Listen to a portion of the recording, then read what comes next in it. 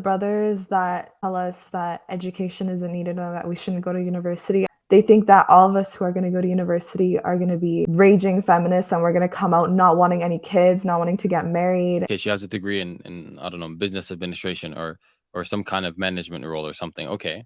She's not gonna manage the house. So as long as she knows that, khalas, no problem. If she thinks she's gonna come and start managing everything, okay, no, obviously it's not gonna work. But she has that degree and uses it to manage the children or manage like a business or a side hustle we have, or go for it. It's not a problem. Rami, what about you? Let's say you are single, you're married, or let's say you're looking for a second wife, and let's say you are trying to screen potential wifey. Let's say she has a degree versus she doesn't have a degree. How does this impact her credibility to you? It literally does not impact it at all. And that's what I was trying to say with my first answer, that it, what effect, okay, she has a degree in I don't know, business administration or some kind of management role or something. Okay. She's not going to manage the house. So as long as she knows that, khalas, no problem. If she thinks she's going to come and start managing everything, okay, no, obviously it's not going to work. But if she has that degree and uses it to manage the children or manage like a business or a side hustle we have, or manage her own kind of drop, I don't say drop shipping, some scholars say it's not halal, but whatever is permissible for her, okay, go for it. It's not a problem. But because it's not a marker for good or bad per se, it depends on the person. So no doubt into our eyes, and I want to agree with that it doesn't increase our marriageability to us. Depending on the man, it might be a cultural norm. For example, a lot of Desi households, I know this for a fact, they require their wife to be super high educated in like upper, higher education, not just like high school, not just undergrad, like I'm talking grad school and even more. And the parents look for that as a criteria, as a requirement, as an obligation. If she cannot withhold that, then she's disqualified automatically. But just letting y'all know from our point of view as men, this doesn't affect us whatsoever, like if she has an education or not. So I agree with Brother Rami.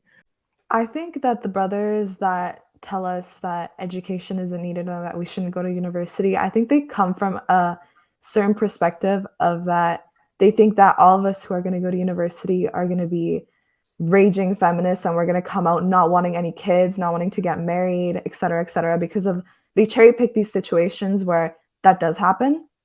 But in reality, you go to the masalla in the university or in the college, every single Muslimah wants to get married. 99.9% of all conversations are, what are we going to do to get married? Da, da, da. We always talk about it. It's not like we don't want to, right? Sometimes like our parents want us to pursue a higher education just in case, and or we want to pursue something just in case. But at the end of the day, mainly for all Muslimas, it's because like we all just want to get married, right? Do you think that's the case for Muslims specifically? Because I think that for non-Muslim women, I've seen a lot of them kind of get lost in the sauce. But then for Muslims, y'all know very clearly how important it is to have marriage. Yeah, I think that it's super, super, super different between non-Muslims and Muslims, because if you ask their purpose of studying to a Muslimah versus a non-Muslim, they're going to have completely different answers. The Muslimah, from what I've seen, tends to be, because I want to have something to fall back on. And for the non-Muslims, it's usually, I just want to pursue education and I want to be like a boss babe or whatever they want to call themselves, and like work for myself or, et cetera, et cetera. So I think we have completely different standards and goals. And I think some brothers are, putting us into the same category when we're not.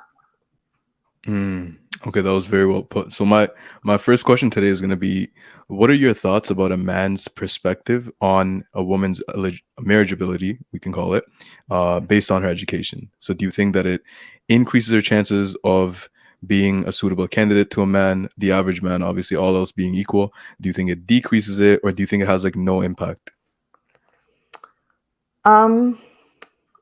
Honestly, I think that perhaps, I guess for some men, it does kind of scare them away because, since they do group us into the same category as non-Muslims, they're going to be like, so she has a higher education, she's going to divorce me and run away, and she's not going to take the marriage seriously because she can just dip whenever. right? Because she does have her own job, she has her own responsibilities, etc., etc. But I don't think the brothers should think this way, right? I don't think that anyone should think this way, because you are putting us in the category, like I said before, of non-Muslims, which is very insulting, to be honest with you. And B, because that's not the reality of things. We, like, most of us, we do want to get settled down, right? And I guess it just depends on every man and their comfortability, but I don't think that any man should be scared of marrying a girl with, you know, higher knowledge, because it's I was actually having a conversation with my dad about this the other day, but he told me, I don't want to marry someone, I didn't want to marry someone who didn't pursue anything in their life, because I don't want to talk to a brick wall, right? I don't want to talk to someone who just looks pretty and then they have nothing, you know, to tell me, no stories, nothing. So